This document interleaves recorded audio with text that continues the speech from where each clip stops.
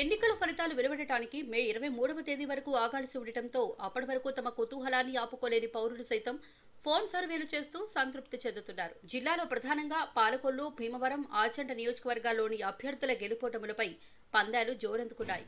జనసేన అధినేత పవన్ కళ్యాణ్ భీమవరం నుంచి గెలుపొందే అవకాశాలపై ఫోన్ సర్వేలు అధికమయ్యాయి. పాలకొల్లులో హోరాహోరీగా జరిగిన త్రిముఖ పోటీలో ఫ్యాన్ గాలిని ఆపేదే లేదని ఆ వర్గీయులు ఒక అంచనాకొస్తూ సెల్ ఫోన్లలో గ్రామాల వారీగా సమాచారం సేకరిస్తున్నారు. టీడీపీ కార్యాలయంలో గణిత శాస్త్రం ప్రారంభించారు. 196 పోలింగ్ కేంద్రాల్లో ఓటింగ్ సరళి, ఏ బూత్లో ప్లస్, ఏ బూత్లో మైనస్లు ఉన్నాయోనంటూ శూల శోధన చేస్తున్నారు.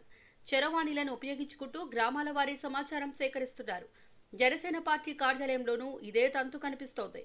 విచిత్రం ఏమిటంటే ఇక్కడ 3 పార్టీలు ధీమాగానే ఉన్నాయి. ఆచంట నియోజకవర్గంలో త్రిముఖంలో ద్విముఖమే హోరాహోరీ పోటీ జరగ్గా మంత్రి పితాని ఇంటికేనంటూ వైసీపీ శ్రేణులు చెబుతుంటే 5,000 పైబడి మెజార్టీతో తమ అభ్యర్థి గెలవడం ఖాయమని టీడీపీ శ్రేణులు ధీమాగా ఉన్నాయి.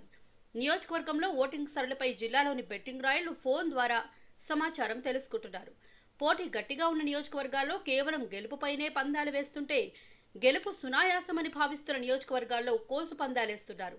నరసాపురం నియోజకవర్గంలోని కొన్ని గ్రామాల్లో టీడీపీ డబ్బులు పంపిణీ చేయకపోవడంతో ఇక్కడ ఫ్యాన్ గాలే వేస్తుందని కొందరు, జనసేనాని సేనానిగా విజయం సాధిస్తారని మరికొందరు పందాలకు దిగుతున్నారు. మొత్తంగా జిల్లాలోని అన్ని నియోజకవర్గాల్లో హలో సార్, మీ ఓటు ఎవరికి వేశారంటూ నిద్రమంచం నుంచే ఫోన్ పలకరింపులు మొదలవుతున్నాయి.